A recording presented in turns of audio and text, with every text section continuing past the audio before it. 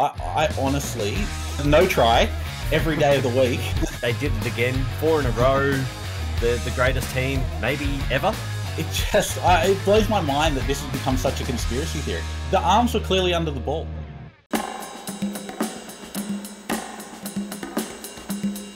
Mertz, it's me and you, and we've got some NRL Grand Final goodness to wrap up, mate. The Panthers, I guess, scheduled tweet, they did it again, 4 in a row.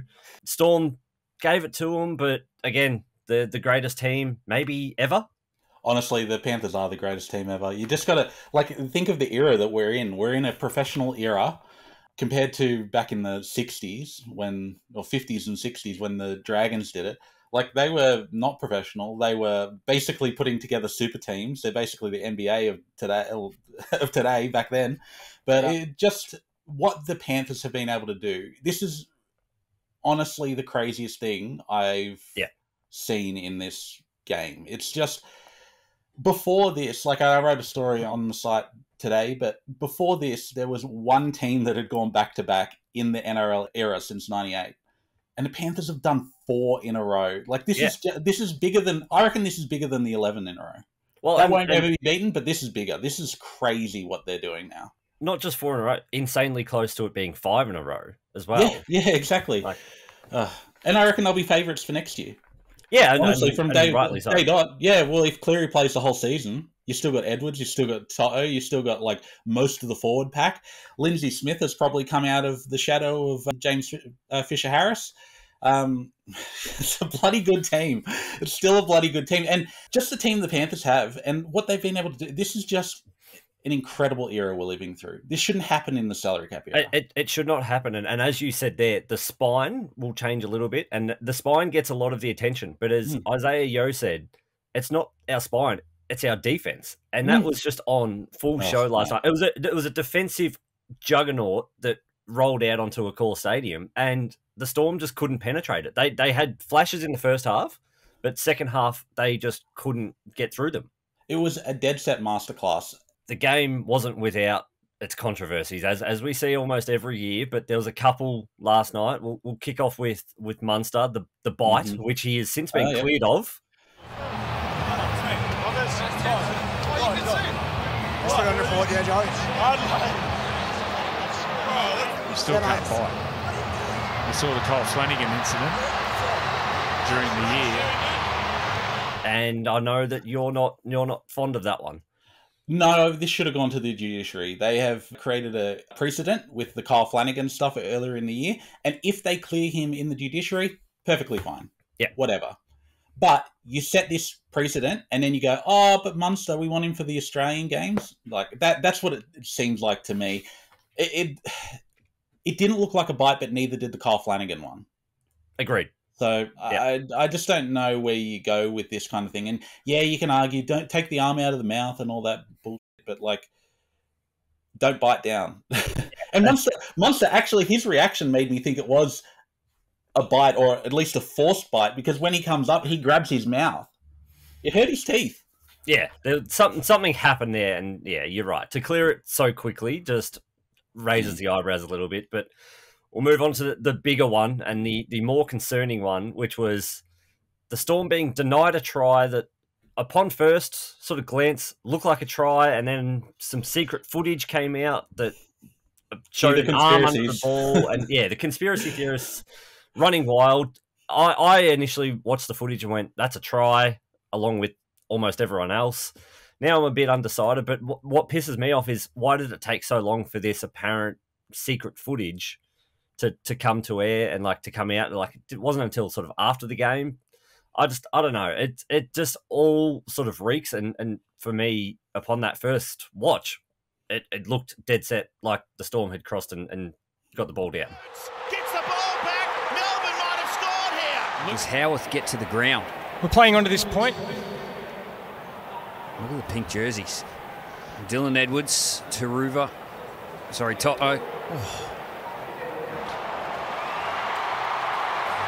And it's going to be a turnover.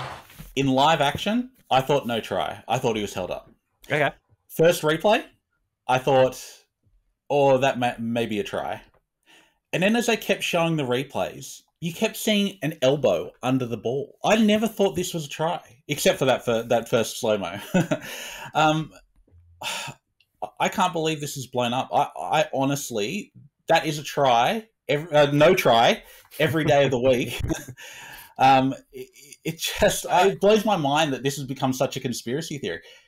The arms were clearly under the ball. Like, you got to ground the ball. And now we've seen people coming out about the Taruva try where he scored in the corner. Yeah, and people are arguing that he didn't get the ball down. Oh God! Yeah. Like, that one's the angle, because they're all just going with the footage of front on. The side on, you can see the back of the ball touch. But but like the Munster thing is just. I'm sorry, the Warbrick held up. Oh no, sorry, not Warbrick. Howarth being held up. The elbow is under the proof is there. It's incontrovertible. Well, it's very optical illusion on that. Yes, the one that was doing the rounds on social media last night. It does look like the ball gets down, but then when you see the angle of it, it is an arm that is in between his body and the ball. That from the side, it does little bit look like the ball, but I think you're right about the optical illusion. But okay, if you watch it in the super slow-mo, and I was watching a couple this morning on Twitter where people were saying, oh yeah, you can see the ball touching the ground. The grass moves before the ball gets to the ground. The grass is indented as it comes down. So the frame where the ball would have touched the ground in everyone's thing, just before that, that's elbow. Like, and you just look at that next angle. So from that one angle, it looks like a try every day of the week. You go to from every other angle, you look at it, and I think the bunker got it right. Yeah, there was a big UFC card yesterday, UFC 307. Oh my goodness! Oh my goodness! Nice right hand from Pereira. Another knee. Went hard, but he just doesn't have much left. Oh, there it is! Body shot. The main event was bloody hell of a fight. Absolute bloodbath for Rountree, but Alex Pereira, what else can you say about him? There's literally that little hesitation that you just had is the only way to talk about Alex Pereira, because we just don't have the words to describe what he's done in the UFC and what he just continues to do. Like, Rountree was on top. He was 2-1 up after 3 rounds. Yes, Pereira had done a lot of damage and was slowly chipping away and building away. But those first 2 rounds, I was honestly on the edge of my seat going, I don't know which way this fight goes. The arena was dead silent. It was unbelievable. But then, as he just does, he's a cyborg. He just reads every inch and every pattern of his rivals. And then Pereira just flicked the switch and just absolutely left Rountree looking like a goddamn mess. There was blood everywhere. He was cut open everywhere. He's insane.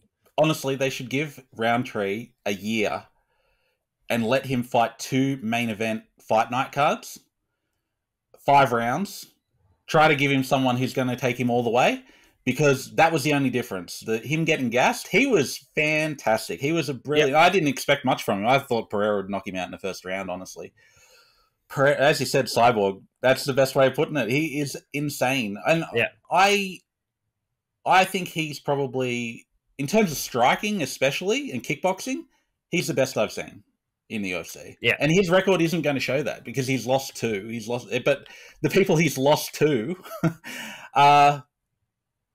like right up there, he just he's in the conversation as the greatest UFC fighter ever now, and you can't he should be just what he's doing. There's the moment in that 4th round where he's starting to assert his dominance, and basically the fight is on its last legs, and Rowntree's just throwing and trying to just land anything back, and he's just ducks out of the way, just effortlessly just moving aside this powerhouse light heavyweight and just not giving a damn for him, and then just having his way. It's unbelievable to watch.